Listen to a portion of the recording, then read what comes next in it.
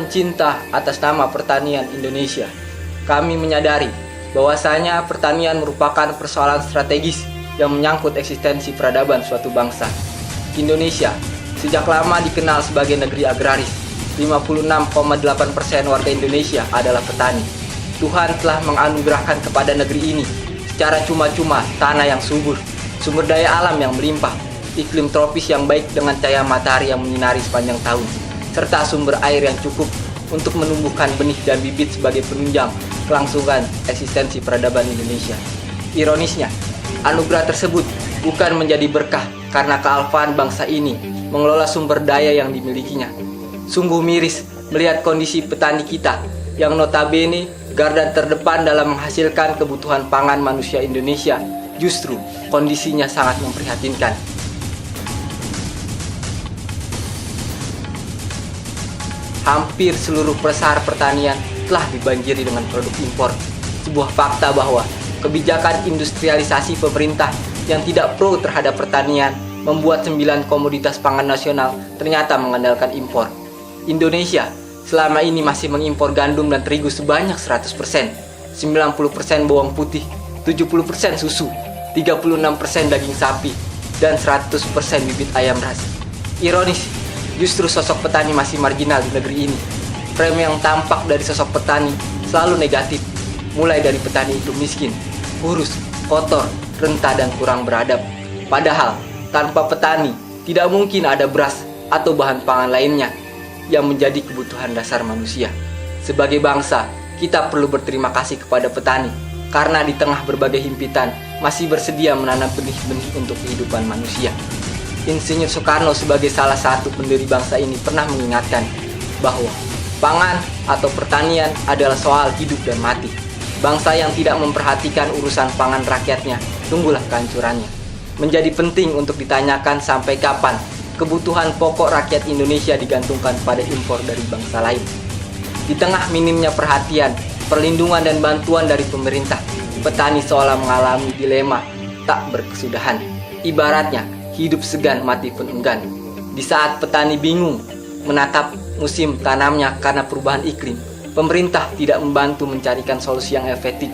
Langkah yang diambil justru kontraproduktif dengan cara mengimpor produk pertanian, termasuk bahan pokok dari negara lain.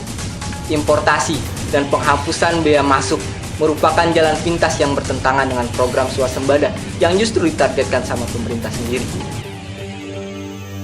Di sisi lain, tatkala petani menghadapi biaya produksi yang tinggi karena minimnya insentif pemerintah terhadap sarana produksi pertanian, pemerintah membuat kebijakan harga sehingga harga jual produk pertanian dalam negeri sangat rendah. Mereka juga diharuskan berkompetisi dengan produk impor yang dilindungi negaranya dengan berbagai insentif yang memudahkan. Hal itu sama saja dengan menyuruh petani sendiri berperang melawan petani negara lain tanpa dilengkapi senjata. Hasilnya adalah mati konyol. Di tengah peradaban modern, sektor pertanian selalu dianaktirikan. Posisi tawar selalu kalah ketika dihadapkan secara diametral dengan kepentingan kaum ekonomi kapitalis. Penguasa selalu mengatakan bahwa pertanian hanya memberikan PDRB yang kecil bagi negara ini, sehingga pertanian belum ditempatkan sebagai sektor prioritas dalam arah pembangunan bangsa.